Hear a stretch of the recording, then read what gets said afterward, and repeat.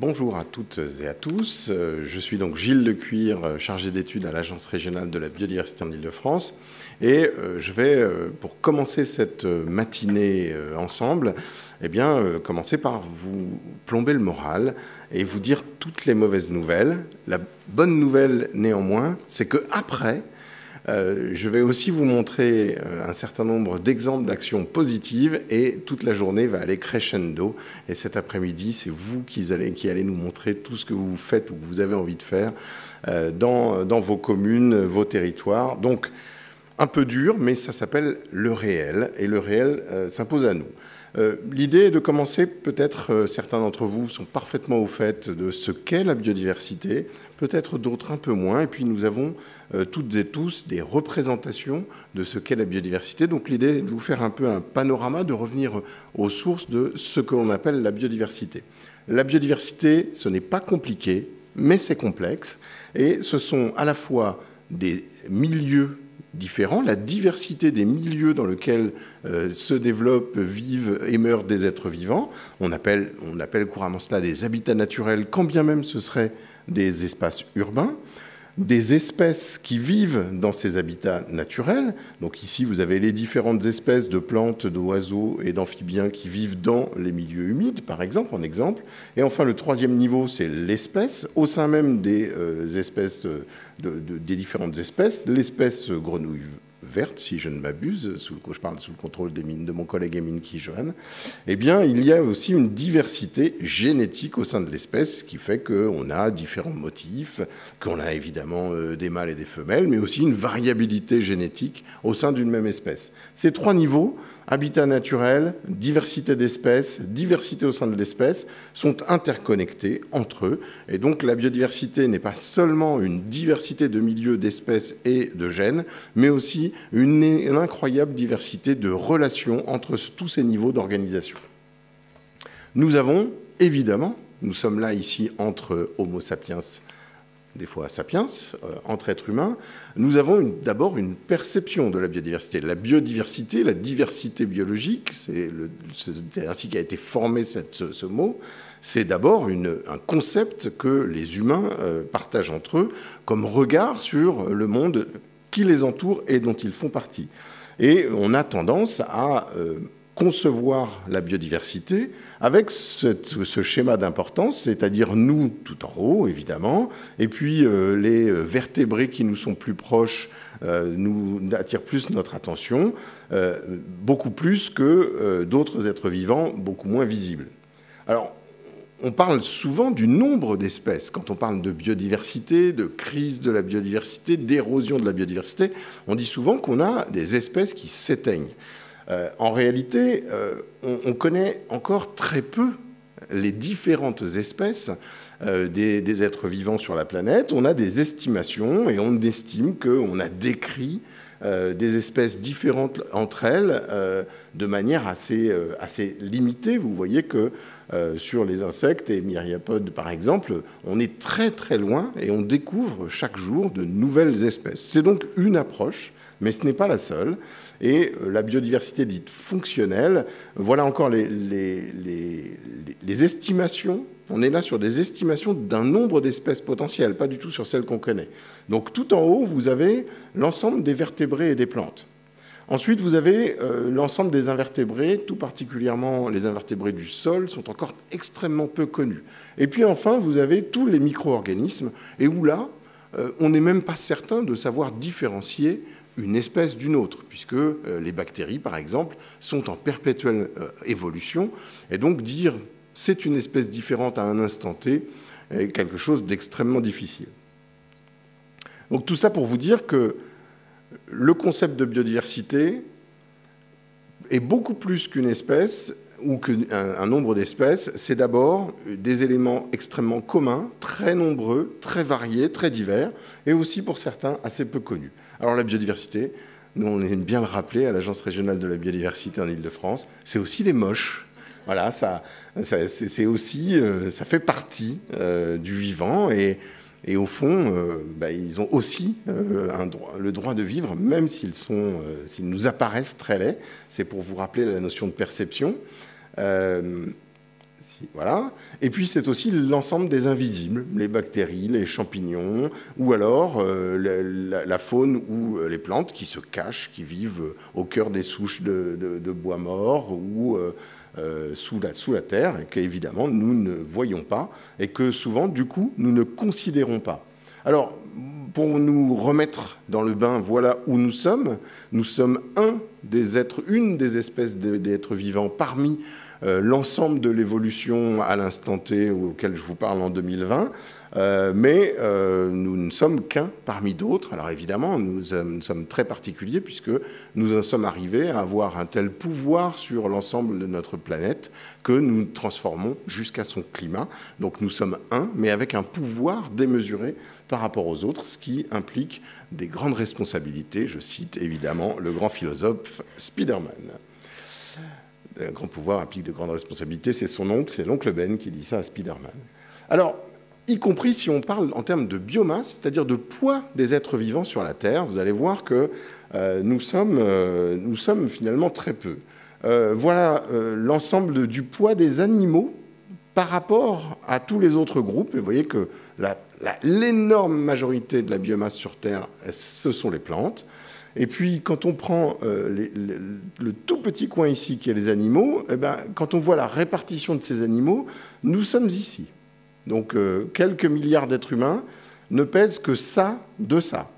Les mammifères sauvages, l'ensemble des autres mammifères, vous voyez que c'est encore moins. Donc, la girafe, le lion, tout ça, c'est très peu. Et nos animaux domestiques d'élevage, c'est encore beaucoup plus que notre propre poids. Donc, quand on parle de l'impact de l'élevage sur la planète, en termes de poids, ce n'est pas neutre par rapport à notre propre poids.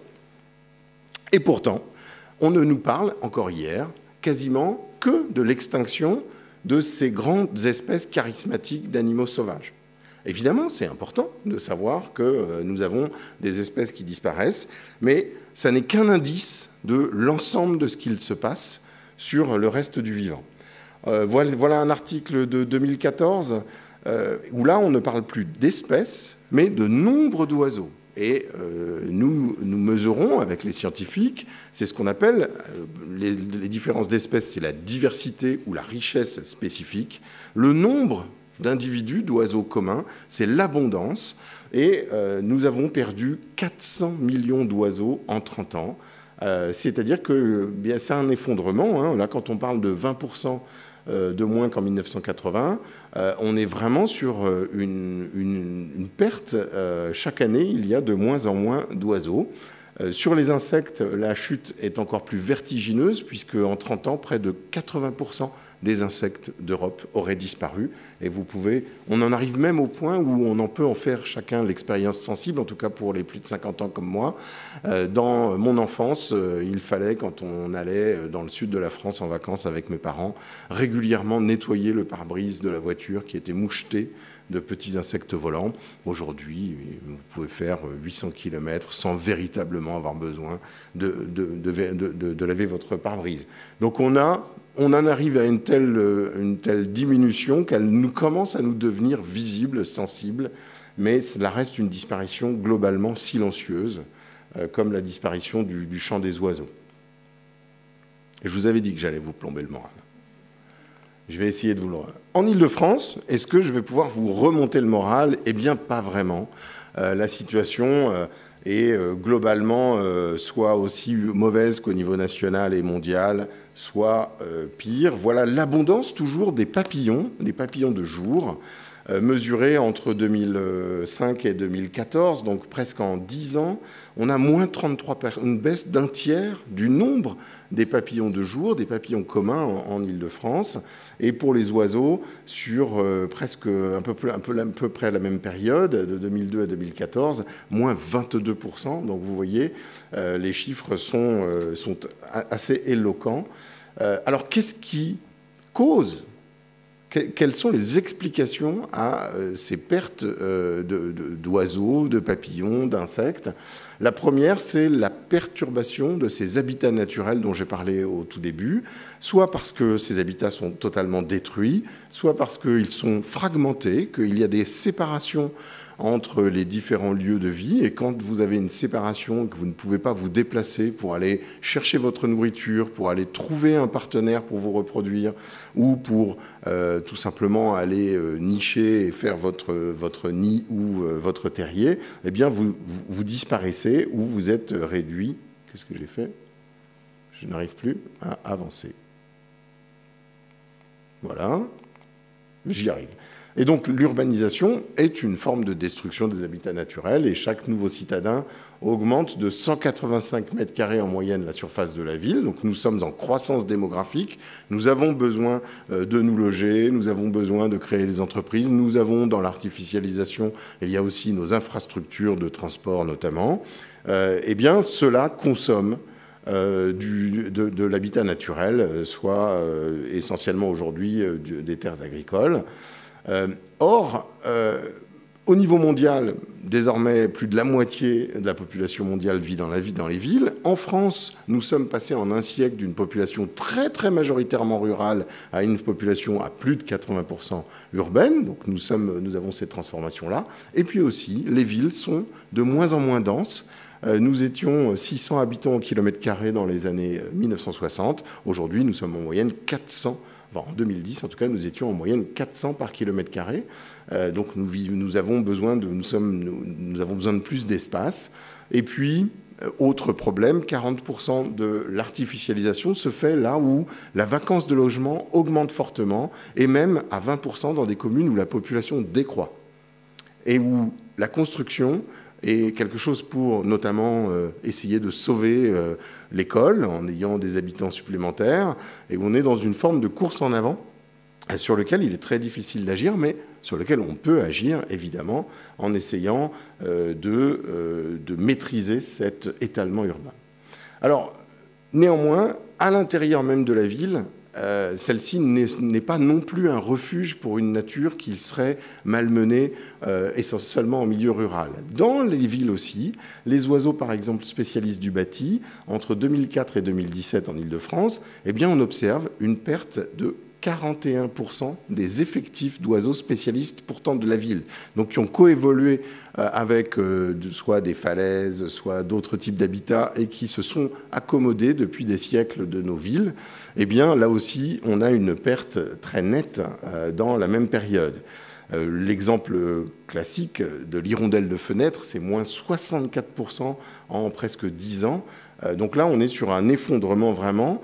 Et une partie des explications de notre point de vue, c'est la question architecturale. Le développement des grandes surfaces vitrées provoque des collisions. Les oiseaux ne savent pas faire la différence entre un reflet ou une vitre transparente et un passage libre, et donc vont se fracasser littéralement contre les vitres. Et puis aussi une architecture qui comporte beaucoup moins de recoins, d'aspérité, de rugosité, qui ne permet pas aux petits passereaux de nicher dans des anfractuosités ou de construire leur nid. C'est aussi une ville beaucoup plus sèche, une ville dans laquelle il y a beaucoup moins de terre et de boue disponibles, par exemple pour les hirondelles, pour faire leur nid, notamment du fait de la disparition progressive des friches, ces espaces temporairement sans projet, qui ont diminué, si j'arrive à avancer, voilà, qui ont diminué de moitié en surface en 30 ans. Or, ces friches sont à la fois, vous avez ici une étude comparative, en bleu clair, vous voyez la biodiversité des friches, et donc sur tous les segments, les oiseaux, les papillons, les plantes, les friches sont plus riches en nombre d'espèces, mais plus que cela, les espèces que l'on trouve dans les friches urbaines et que l'on trouve dans les squares parisiens, les scientifiques ont démontré que ce n'étaient pas les mêmes espèces, elles sont complémentaires. Donc, si bien sûr il faut refaire la ville sur la ville, la densifier en essayant d'utiliser justement les dents creuses que sont les friches, il y a un enjeu à étudier ces friches avant de concevoir les projets pour éventuellement y préserver cette richesse biologique qui s'est créée par l'absence d'activité humaine.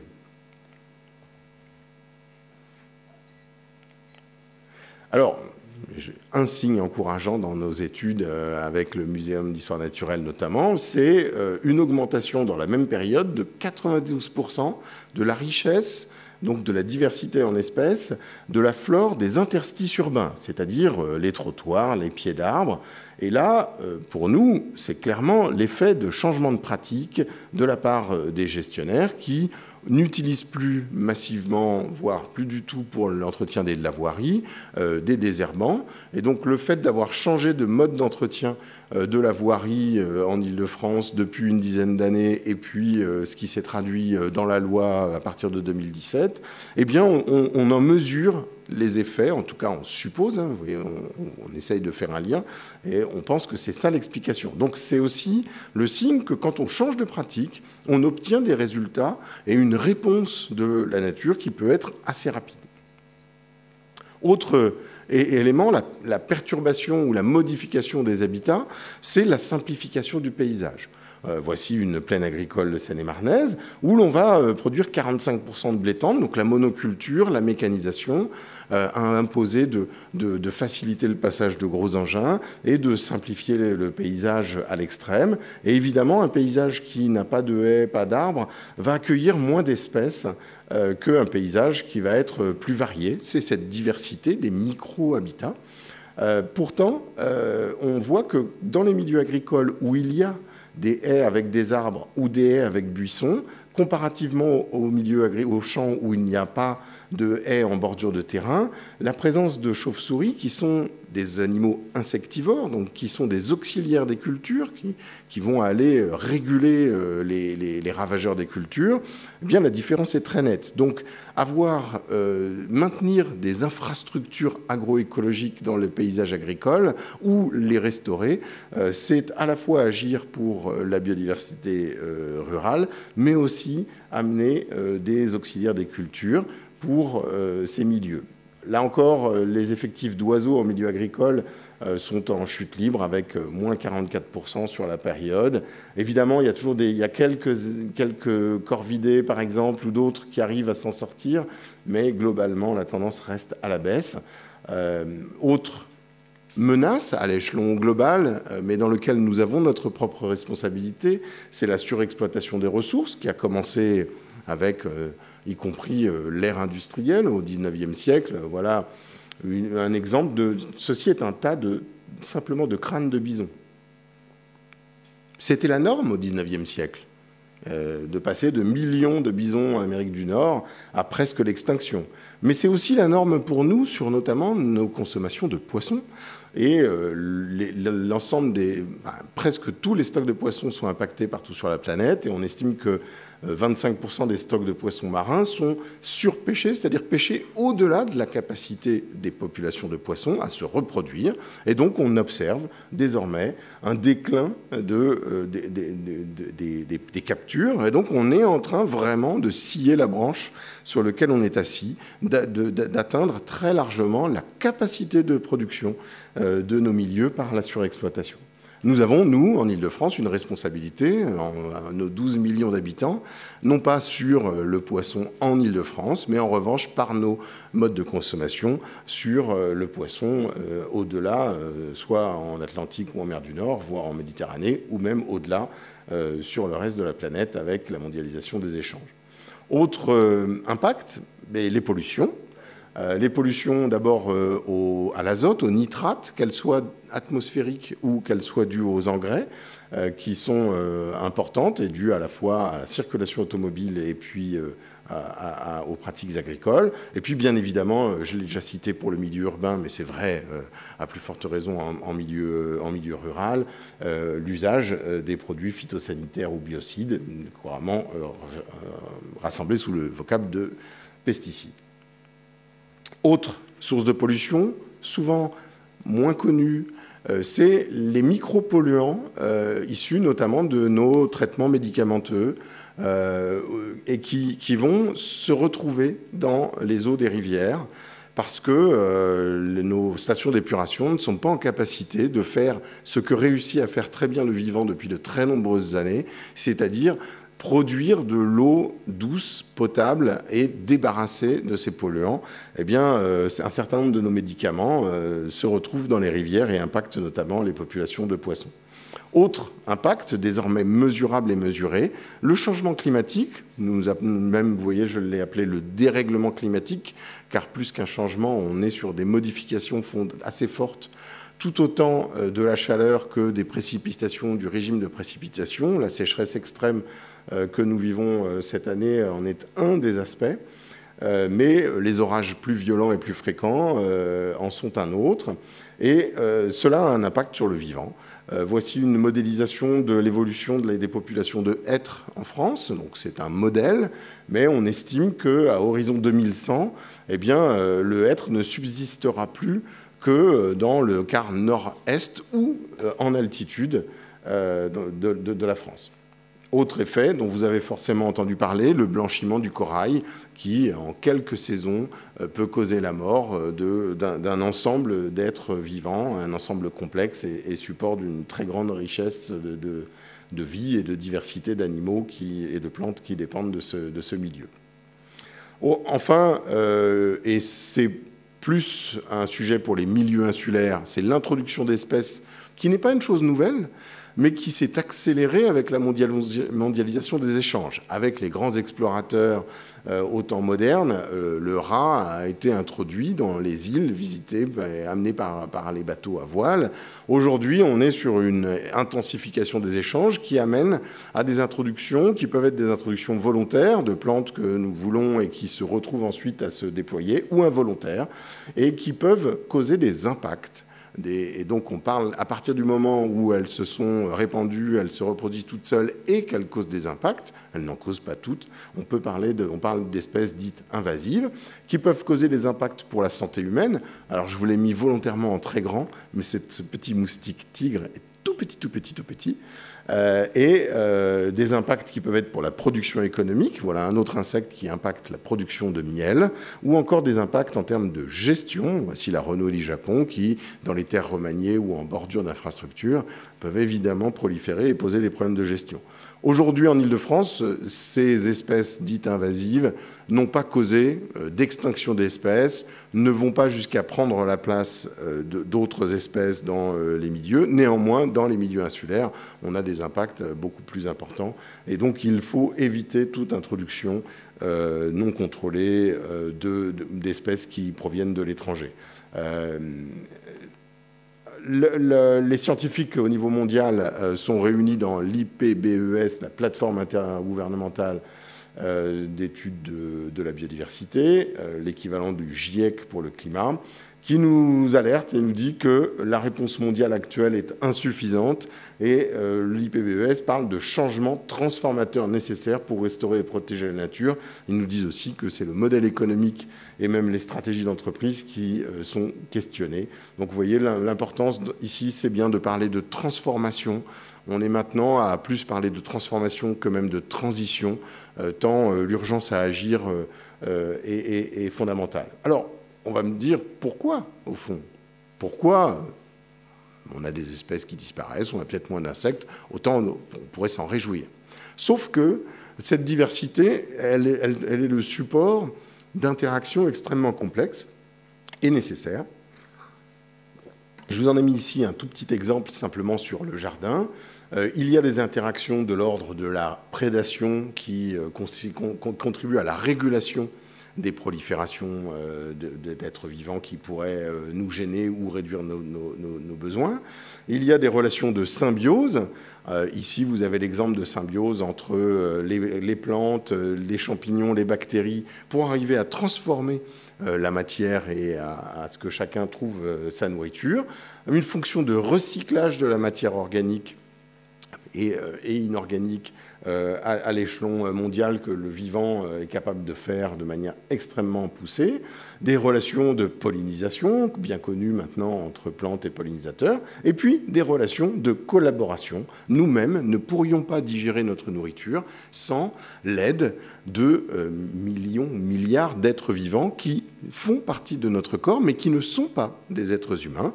Nous vivons avec d'autres êtres microscopiques qui nous aident et sans qui nous ne pourrions pas vivre.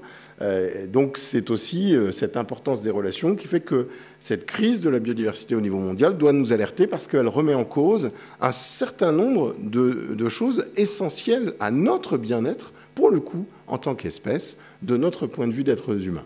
Le vivant nous assure des services d'auto-entretien de notre environnement, mais aussi nous apporte des éléments très concrets de nourriture, d'eau douce, de ressources en termes de matériaux, mais aussi de ressources génétiques. Une très grande majorité de nos médicaments proviennent de molécules naturelles que nous découvrons et que nous synthétisons ensuite. Mais la vertu curative, elle est issue de la diversité du vivant. Et puis des services de régulation, de qualité de l'air, du climat, de l'érosion, des risques naturels, des parasites. Et puis enfin, des services culturels. L'appréciation d'un paysage, la valeur esthétique, le tourisme, le plaisir à entendre le chant d'un oiseau sont des choses qui comptent aussi, même si elles n'ont pas forcément de valeur monétaire. Voilà tout ce que nous n'aurions pas si nous ne vivions pas avec des bactéries. Nous ne pourrions pas profiter de pain, de fromage, de vin, s'il n'y avait pas ces bactéries qui sont capables de produire de la fermentation. Nous, êtres humains, nous ne pouvons pas le faire sans elles. Donc, quelque part, protéger la biodiversité, c'est non seulement protéger des êtres vivants qui ont aussi droit de vivre comme nous, mais c'est protéger nos ressources et une certaine partie de notre plaisir. C'est protéger aussi notre sécurité. Sans la mangrove, alors ici en milieu tropical, mais on a d'autres protections par la nature en milieu métropolitain, eh bien la mer et la houle détruiraient toutes les terres qui sont juste situées derrière. Et la question qu'on peut se poser aujourd'hui, c'est nous avons beaucoup progressé à prendre en compte et à prendre conscience de notre responsabilité, notamment avec ce schéma du développement durable, où on voit que le durable, c'est l'intersection des enjeux écologiques, sociaux et économiques. Néanmoins, ce schéma commence à devenir peut-être un peu trompeur, car il laisse à croire que les sphères pourraient vivre néanmoins de manière séparée. Or, ce n'est pas ça le réel. Le réel, c'est que l'économie est inféodée à des sociétés humaines, et des sociétés humaines qui ont des relations justes et positives, et puis que ces sociétés humaines sont insérées dans la biosphère. Quand bien même certains voudraient aller faire du tourisme dans l'espace, il faut quand même qu'ils partent de la Terre et qu'ils y reviennent. Nous ne pouvons pas nous abstraire de notre biosphère. Voilà pour cette petite mise en jambe, et sauf s'il y a des questions ou des compléments, après je vais vous montrer des exemples de politiques publiques locales réussies pour répondre à ces enjeux.